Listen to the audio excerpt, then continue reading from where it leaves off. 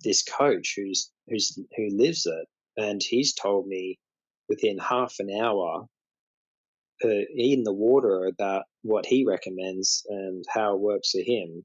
And Mm. that half an hour was at least would feel for me at least a year of psychology sessions.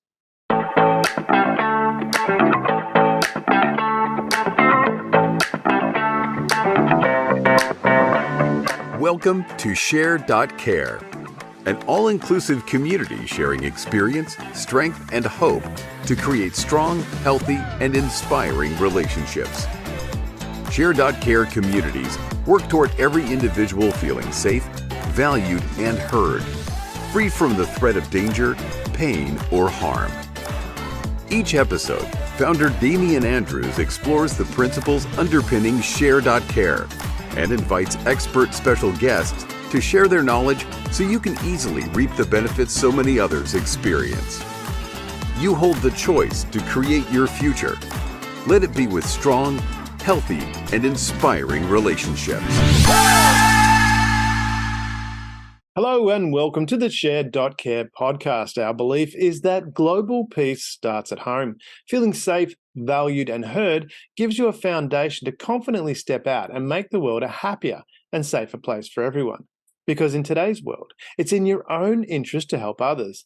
And today is my great pleasure to welcome Nick de Graaf onto the show. Now, Nick is the founder of the Maws Group, which helps people find a love of life via surfing, 10-pin bowling, and skateboarding. How cool is that?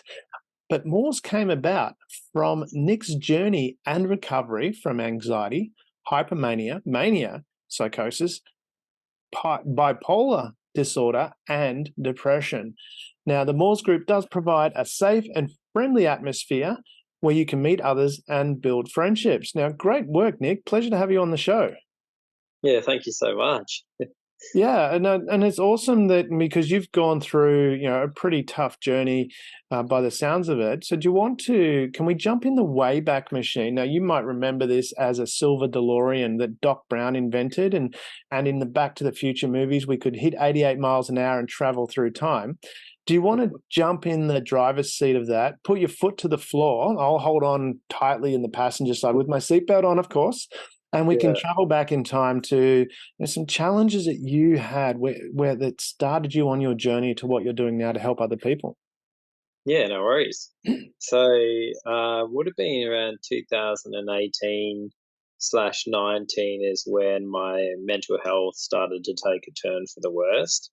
Prior to 2018, I got my wife and I purchased our first home, and I was 24, and I was just freshly out of my apprenticeship as a carpenter, probably a few years as a trade qualified carpenter, and then the stress of having all the bills, having the mortgage payments, having everything come out, and it's almost like you were chasing just to get enough income to cover all the bills. I think my anxiety started to creep in with the thought of if I lost my job, this would happen. If that happens, this would happen. And it triggered that negative train of thought that was just in a loop.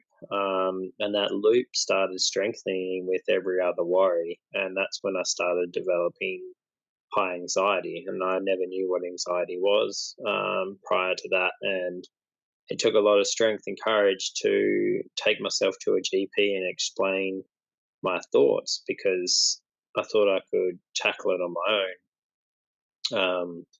But it was very challenging when you're in a state of severe anxiety. So I ended up getting some medication for it, and my GP asked if there was any history of any mental health conditions in my family, and I wasn't aware of any. So I decided, you know what, have the stress off from carpentry. Let's change careers and go into the mining industry and earn the big bucks. So then I can, I can get rid of that stress mentally. So went up north into the mining career, and my anxiety was gone because I was in a new career and I could just slowly build myself up. But then once I got comfortable in that career, my anxiety just started coming back in. Um, Mm. yeah, I treated the medication as medication that you have for a headache. You got a headache, take a tablet, the Mm. headache will be gone in a couple of hours. I was never kind of yes, I was told from my GP that you have to take the medication on a strict timeline to build it up, but I just I had so many things going on. I just thought I could take the anti-anxiety medication when I was in high anxiety, and from what I was not aware of, there was a history of mental health issues in my family, and the tablet almost it just kind of tripped me into hypomania, mania, and my thoughts started to get quite racing. I had a huge amounts of energy.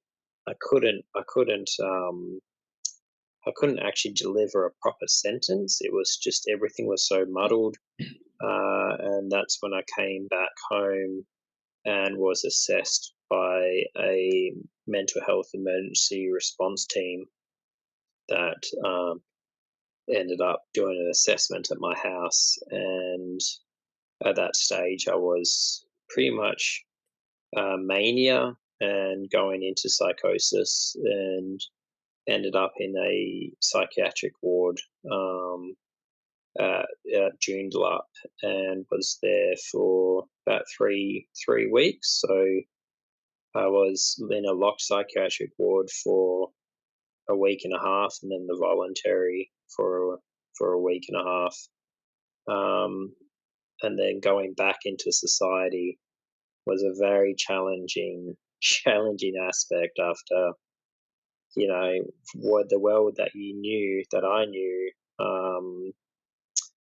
prior to after my mental health and episode of psychosis was I was just felt so lost. So I knew I had to support my family. I knew I had to get back into the work, Mm. and I just got into what I felt was required for me, and I dropped carpentry again and just got into gardening. I just said, the only thing that I could really see myself doing would be pulling weeds, getting my hand in the soil, trimming up, bushes or anything like that. And lucky enough, found a job in that industry, Mhm. and I felt that it was so grounding for me. That energy and that loose energy in a sense that was so erratic and manic in a sense. I felt that doing gardening work kind of really calmed it down.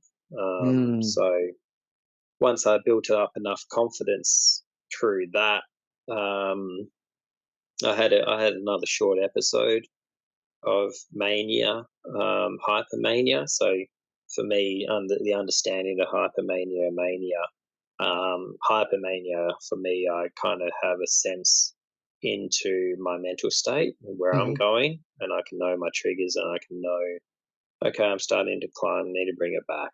Mm. But whereas mania, you don't have that insight. You've lost it now. So once I had the hypomania, my wife and we got back in touch with my mental health team, and that's when I got diagnosed with type 1 bipolar because I had a Mhm. second episode.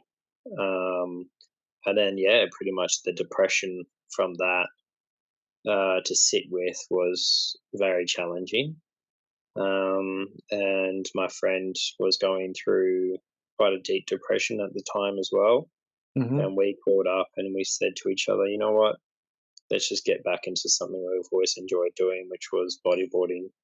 Mm. And we booked a little vacation to Bali to go on a bodyboarding camp. And one of my idols that idolized as a kid in the bodyboarding field, he was a coach at the same camp. So I knew from the magazines that he went through quite a few challenges with his own mental state and having type 1 bipolar as well. So I said to myself, prior to going to Bali, where the vacation was, I just said, if I can just sum up the courage to talk to the coach about his struggles, then maybe he might be able to give me some insight. And once I built up that courage to have that conversation, it was just like all the weight has lifted off my shoulders, because I knew from firsthand experience from someone who's lived it for a lot longer than I can give me the guidance and direction and talk about medication, talk about side effects, everything I need to know. He was right there to deliver. So Mm-hmm. we were in the water together having that discussion, and I pretty much said to him right there and then, we need to make this a business. We need to get this out there, because this is so beneficial for myself, Mm. and it's benefiting him as well. And I mean, if anyone else was new to a diagnosis and you could have that chat in the water and catch the waves in between, it's almost like, oh, hold that thought. Oh, I want to catch this wave and then I'll come back. Yeah. So it was a very comfortable setting for me, instead of being inside of a room. Mm. So yeah, that's how Maws came about, and then I started to work with just anyone and everyone. I just um, set up pretty much these events all around my northern suburbs of Perth, and just said, hey, meeting up to play mini golf, meeting up to play 10-pin bowling, meeting up at the golfing range. Just trying to allow different settings for people to come and just have a chat. And Mm-hmm. there was no kind of pressure or anything like that to chat. It was just, hey, if you want to chat, fine. If you don't, just come and have a good time. So yeah, and then I just eventually started working towards more the kids, and then became a surf coach, a qualified surf instructor. And I've been skateboarding all my life. Well, since I was 11 years old, so 20 odd years, and thought I would teach that as well. And then broke into confidence based training to combat fear and anxiety. So letting the child build up their own confidence to challenge the fear of big waves, challenge the fear of big ramps, and challenge the fear of trying something new. I could educate the kids on that experience at a very young age, and I think that helped the most. Mm. I love that journey that you've gone on through to doing what you're doing now. Before we get into the details of Moors, can we talk a little bit about that process that you went through? So you went and you did your apprenticeship as a carpenter, Mm-hmm. and then you were doing as you were doing that, as you said, you started to feel some anxiety, if I heard correctly. Yeah, that's What correct. was Yeah, that like? What was that feeling like? Do I did think you feel out of place? Did you feel what was it? it's almost felt like my breathing would be heightened, and I Mm, would be agitated, and yeah. then I would have the feeling that everyone is watching what I'm doing on Mm, my work, and yeah. they're thinking that I might make a mistake, and I probably will, and then just spiraled from there. Right. So as part of that process is your thoughts were thinking you were thinking about people watching you and from that created that tension. But you also mentioned, if I heard correctly, because was that when you bought the house as well? And so you Yeah, had so pressure bills? yeah, the pressure of bills. So I bought the house and um, comfortable in that, and then after a couple of years, that's when, yeah, because I bought it at 24. 26, I probably started experiencing real subtle forms of anxiety, and I think that was just mainly associated around the bills, the pressure of life, in a sense of making sure you've got enough income to cover the roof over your head, to cover, you know, the water coming out the tap, the gas coming out of the stove.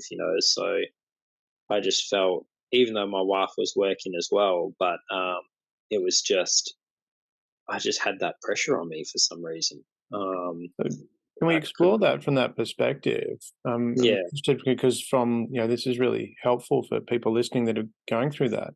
Buying a house is no small feat. no, I've bought houses. I know, I know it takes a bit of effort to get there. So you and yeah, your yeah, wife, I mean, and let's take another step. You have got married as well. Uh, yeah, yeah. We got married in the same year that we bought a house. Yeah. So you've taken these big steps.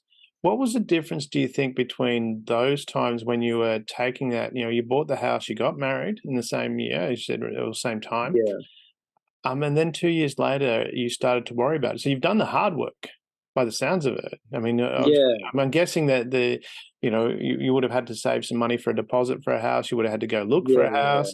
I mean, obviously, with your wife, you would have you know, been dating. I don't think you just met each other and said, "Let's get married." No, no, yeah. We dated for a while. Yeah, Because a lot of people think about, oh, marriage is this big, ball and chain type thing, but you're pretty young getting married by today's standards. yeah, Um, yeah. Definitely.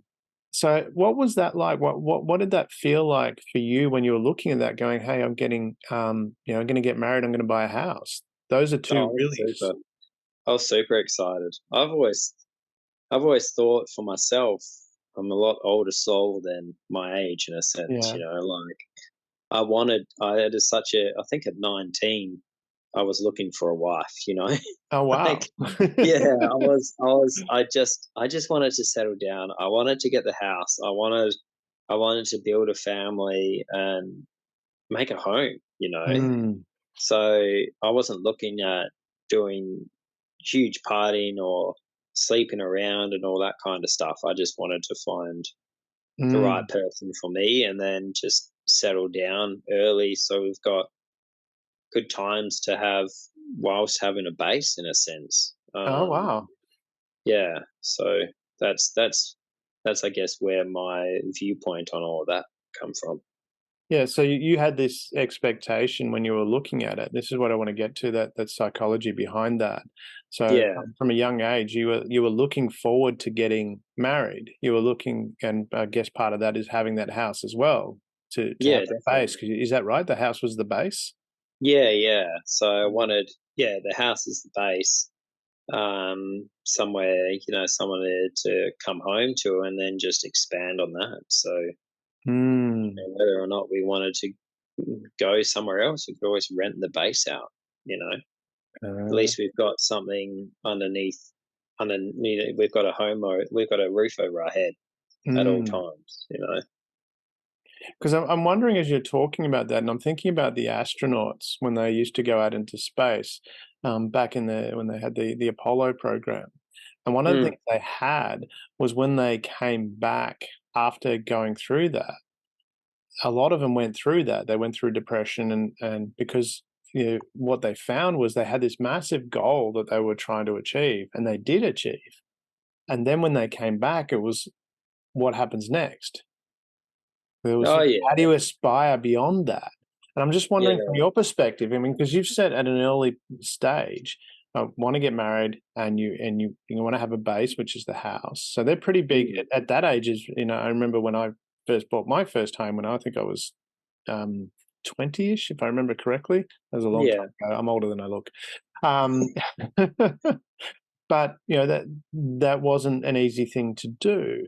So from yeah. that perspective, you've had this really big goal, and now you're starting to, did you, when you look back at that, did you then have, because you've achieved that early, did you have other things that you were aspiring to be, or you're just living the day-to-day life?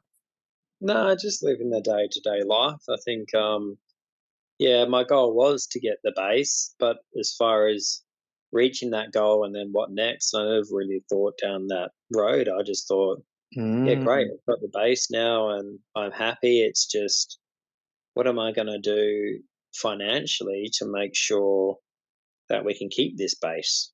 I think yeah. that's what my train of thought started going towards was like, if I lose this job, I'm going to lose the house, Mm, and that was the big tipping point of the anxiety kind of loop was as soon as I gave my mind that question, then it would almost evaluate the question and add its parts to it, So then you evaluate the question, you go, okay, if I do lose the house, then this is going to happen. And then if that happens, then this is going to happen. And it can just keep on spiraling. So I've learned now from experience, I don't evaluate that. I just leave in the day to day now. I'm just like, yep, all right, whatever. I'll do what I can do in the current setting where I'm in. That's it. That's all you can do. Yeah, I love that story. Again, connecting those together, it seems to be from that side of things that there was, because you were so focused on where you wanted to get, you didn't have time to think about, could you do it? You were just so busy moving forward. I remember reading or listening to, there was a famous, I don't think he's a psychiatrist, psychologist, Wayne Dyer was his name. He's written many, many books. I know he was talking when he was younger, when he was practicing out of his home, he'd have the ladies come and they'd drive up in their Porsches and they have their Gucci bags and stuff like that and talk about their problems and, and all, the nervous breakdowns and that kind of thing. And he said that the neighbor who lived next door, she had something like 14 children or something ridiculous Oh, amount wow. of children. Yeah, a ridiculous amount of children. And he said to her one day, he said he was talking to her over the fence and he said, how is it? I mean, dealing with all these women that, having these nervous breakdowns, you've got all of these children. How is it you're not having a breakdown? And she turned to him and she said, well, if I could get some of the kids out of the house, I might have time to have a breakdown. Yeah, exactly. And that's what I was wondering when looking at that as well. We're talking about, and there's so many different areas and it's such a nuanced area. But I was just listening to your story going, okay, you had this really strong focus on two really big objectives. You wanted that base, you wanted the relationship, you wanted to be a husband. And they're really, really big things to do. And then after that, it became, as you said, how am I going to keep it? So the thought process has shifted from moving towards something to then protecting and holding on to it. Is that, am I hearing correctly? Yeah, I think that's a good way of looking at it. I think, that's where, okay, I've got it now. Now I need to protect it. How am I going to protect it? Okay, you need X amount of money to make sure you're protecting it. So what Because am then, I going as to you said, do? after doing that, you had that anxiety. And then you decided to go and work up in the mine sites, and I've done that myself. And we were talking Yeah. show that I lived in Perth, and after I got out of the army, I spent some time fluffing around, and then I worked up in the mines as well. Which you do earn great money there. But the interesting part of that is you said you were feeling okay, but then when you got comfortable again, all of a sudden the anxiety kicked in again. Yeah, it did. Yeah, But I feel like that was a trained neuron pathway yeah. in a sense. I trained that by giving it the time of day that it wanted to You receive want to in a explain sense. that a bit for the audience? Yeah, I just feel like having that loop of that negative mindset, if Mm, you attach new bits to that loop, you're training a neuron pathway to, I guess, support that loop. mm, And trying to break away from that loop is very, very, very challenging.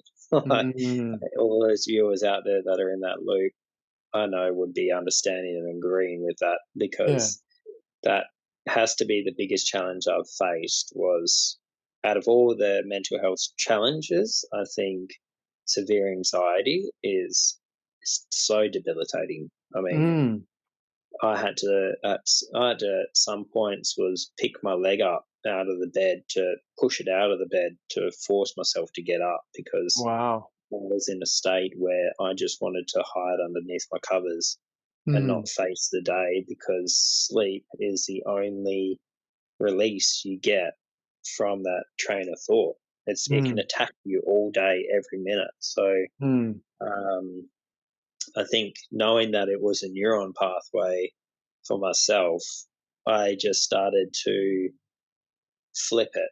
I just tried to stop myself thinking about the negative, about the chain, or the negative loop. And when those thoughts come in, Oh, yeah, but you could lose the house. Yeah, but I could not also. Yeah, Mm, but this could happen. Yeah, but I could not also. So yeah, now I'm giving it the 50-50% where it should sit in. It shouldn't yeah. sit on 80-20 or 100 nothing, you know? And I was slowly, well, you get tired of constantly fighting the negative loop, but you can Mm, almost feel the percentages are coming back to norm where it's yeah. 50-50. But now it's like, for me, it's not 50-50. It's more like 80-20, 80 to the positive and 20 to the loop. Mm. Yeah. Yeah, it's fascinating that mind shift. I remember I had a mentor. He was the chairman and managing director of BP, and I was feeling anxious about a meeting that was coming up. And normally, when I'd send him advice, ask him for advice, send him a text message, he'd respond 2 or 3 days later, which was, he was making me fish. So trying to get me to work it out myself. But this Yeah. time I must have had an urgency to the message that I sent because I got an immediate response. And he wrote back, he said, Damien, I think you should back yourself that you'll make the right decision in the moment. Which Yeah, was, that's a good one. yeah, it was really powerful advice from my perspective because that's something I've drawn on ever since then is just, whatever that moment, just saying, hey, I'm going to do what I can do with it. And if something goes wrong, I'll deal with that as the best I can. Yeah, Um, exactly. yeah. Dealing it within the moment. Yeah. And so from that, you've gone and worked up the mines, and then because did you say that when you went to I wasn't sure when you went to the psychiatric ward, were you Yeah. did you admit yourself there or you were taken No, there? I was taken there. Yeah. Yeah. Well, firstly, I took myself to Joondalup Hospital because Mhm. my thoughts and everything was just so out of the ordinary for myself, and I had insight still. Mm. So I said, right, I need to get myself to the GP. I mean, to the hospital, Mm. and I went to the emergency hospital, and my thoughts were so out there that I just said to him, "Look, I know my body is here, but I'm not ready to go yet, and I want to go. I want to go back to my body, you know." And Mm. I said that to the person at emergency behind the counter, and I said to him, "But I have my dog in the car," Mm. and he was like, "Well, I suggest you take your dog home and then come back." Mm. So I took my dog home, and then that's when my wife and my parents-in-law saw me and just, yeah, we're saying, yeah, we need to get him back to we need to get him assessed so we can take him to the emergency. And then I sat there in emergency for 6 hours pretty much, Mm. psychotic, waiting for a bed, really. And how important was it from your perspective, the support you received from your wife? Because I'm Oh, assuming you're still together. yeah, yeah, yeah. She's amazing. She's been able to support me through thick and thin. Yeah. Um, and yeah, I think the support you so need it, but Mm. you're in a state of mind that you can't even see it. You know, Mm. you're trying to make sense of everything, but nothing is making sense at all. So Yeah.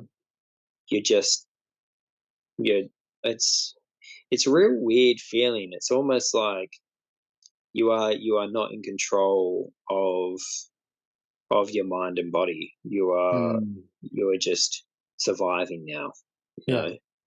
So trying to make sense of the support that I would have from my wife and saying that everything's okay, you're going through this, this is what's happening. And it's almost like you're just freaking out. You're just trying to understand what's going on, but you can't take things in. It's very Mm. challenging. Yeah. Mm. That's really, I mean, it's wonderful that you had that support as well. So it really, I think, highlights the point of choosing well the partners that you choose to spend Oh the rest of man, your life with. yeah. Yeah, so many people would have ran in my wife's situation. So many. So I'm very fortunate. Yeah. My We'll wife, have to so do a she whole was. session one day on choosing the right partner because you sound like you've done Yeah, really well there. exactly. Yeah, yeah. But I always, it's weird because saying that I always wanted to get married and find a wife, I already knew what I needed in a sense. Mm.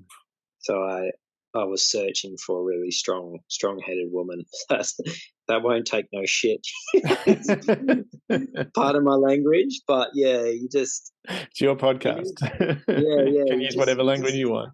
you just need you need fighters in this world, both Mm. men and women, Yeah. because it's getting more and more challenging as each year goes on, and I feel Mm. like you have to now, to be able to receive and get what you want, you have to fight for it with Mm. every scenario, you know.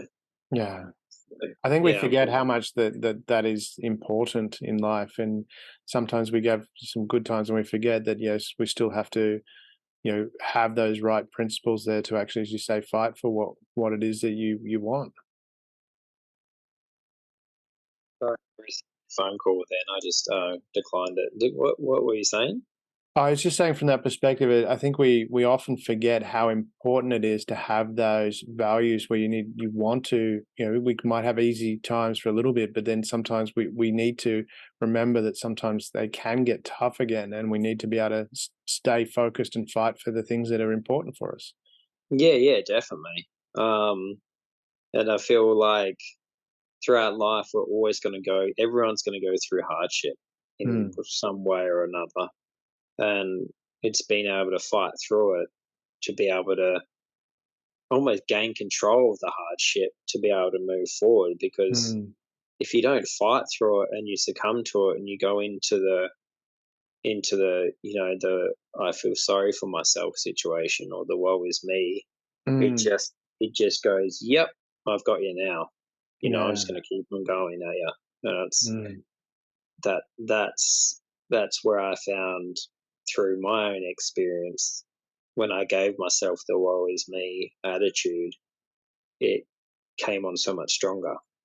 It's really interesting that you mentioned the "woe is me." You just said, because you're from Perth again, you give me flashbacks to one time. I remember I was parked in my car back in the days of tape decks, and I was by myself. I wasn't in a relationship, and I was listening to the song about something to do with, why won't anybody love me? And I'd play the song, I'd rewind it, play it again. I'm crying my eyes out, sitting in the car by myself, and then I think it was a couple of weeks later, I went and helped out. They had this massive charity event where they were feeding homeless people. So they made this massive Oh, marquee, somewhere beautiful. near the, Yeah, near the center of Perth.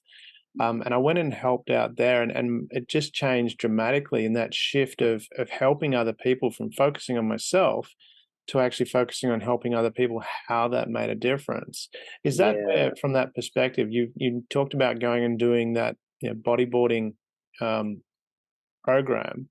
yeah, From there, is that, when you talk about what was the drive to then say, okay, I want to take this and help people, and I love what you're doing. It's so cool that surfing, skating, and 10-pin bowling all together. It's like, it's cool. yeah. I think getting the.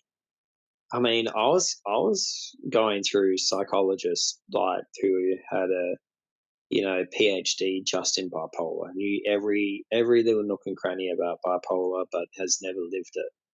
And then I was doing session after session, and I just wasn't getting anywhere with it. Whereas Mm, I sat with this coach who lives it, and he's told me within half an hour, in the water, about what he recommends and how it works for him.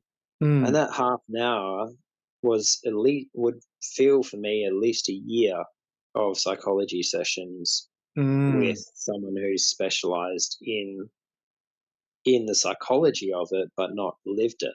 mm, So for me, lived experience helped me understand it so much better than what I could have got out of reading up about it.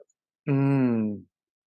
So is that So lived experience that you wanted to create with the Maws yeah, so group? that's how the Moors developed. Was right. He's given me lived experience and what Mm, worked for him. Now I want to give that gift back to the people that I can help, because he's helped me. It's just almost passing it down. So mm, then now I can go, yep, all right. you're suffering from, you've told me you're suffering from such and such, or severe anxiety or depression. When Mm-hmm. I went through depression, this is what it felt like for me. Does it feel the same for you? And then you Yeah. just elaborate on that side of depression or side of anxiety or side of mania, and you talk it out based on each other's experience, and now you normalized it. Mm. So now it's not such a taboo topic that you feel like you have to hide away from. Now for me, I know someone who's lived all of the stuff I've lived and gone, oh, this isn't too bad at all. Mm. And so tell us a bit more about what the Maws group does. So Maws stands for Mental Awareness of Sports, and I now focus on the kids more than I do with adults. But I would run programs called, I just made it as confidence-based training. So I have a ladder on a big stand that pretty much as an advertisement shows each run of the ladder is a section to achieve your goal. And Mm. on top of that ladder is, the ladder climbs up to a big ramp to drop down on the skateboard. And the first run of the ladder is a 10-finger hold. So that means I hold their hands with my 10 fingers Mm-hmm. and hold them down the ramp. And then it's a 9-finger hold, 8-finger hold. And I engage the student to say, where's your confidence level at? What do you feel like you can go down Mm. this ramp with? And they tell me, oh, I think I'm only ready for a 9-finger hold. Okay, great. That Mm. means you're getting better. Let's do a Yeah. 9-finger hold. And then all of a sudden they go, you know what? Let's just try a 5-finger. Let's just do one hand. Yeah. I'm like, you sure? They're like, yeah, I think I'm ready. So I was like, great, let's go. Yeah. And then they do 5 fingers, and then they do the same with 5, 4, 3, 2, 1 with the finger holds until they do a body hover, which I put my arms around them without touching them. So if they fall, they can fall into me. Mm. And then a distance body hover where I kind of step back so they feel like I'm there to catch them, but Yeah. I'm still far enough away that they can do it themselves, and I can kind of catch them if I Mm. run fast enough. Yeah. But it's they've allowed themselves to build that confidence to challenge the fear. And Mm. I just tell the kids, this is what you need to do when you go through challenges in life that invoke that fear. So whether that be sitting down for a huge exam, or Mm. trying a new trick, or doing this or doing that, or going for your driving lessons or driving test. Mm-hmm. If you could learn how to break it down and build your confidence and have that as a structure from a Mm. young age, you can apply that structure through all types of learning. So, That's pretty yeah. awesome. I love that. So is it primarily kids that you work with? Yeah, primarily kids. I did have adult stuff going on, but it's kind of stopped at the moment just due to work Yeah. and commitments with my family as well. Yeah. Understand. And how do people find out about the Maws group? They can find out on my website, just mooresgroup.com.au. Mm-hmm. So, and I also wrote a children's book. That's The Life of Little Nick as well. Yeah, I So, saw that. It's pretty cool. yeah. Yeah. So that's available on Amazon, but that just explains how I accommodated fear through Yeah. growing up. Yeah. Well, I love the work you're doing, Nick. That's pretty impressive. We'll put all of those details in the show notes, and the fact that you're working with young people to inspire them as well. Yeah. So thank you for taking the time to be on the show. Before we go, though, can you tell, what would you want the audience to take away? So if you could tell them one thing to take away, what would be your key wisdom that you'd want them to take away? Turn the fear of the unknown into the excitement of the potential. I love that. That's awesome. Yeah. Well, Nick, thank you very much for taking time to be on the show. It's been wonderful chatting with you, and appreciate you being open about sharing your journey, being so open about that, and the great work that you're doing with the Maws Group. Thank you. No worries. Thank you so much for having me on. Thank you for being part of the Share.Care community and helping people around the world prosper. you're creating a bigger pie for everyone to share. The more people contributing to the world being a better place, the better the world becomes, for others and for you.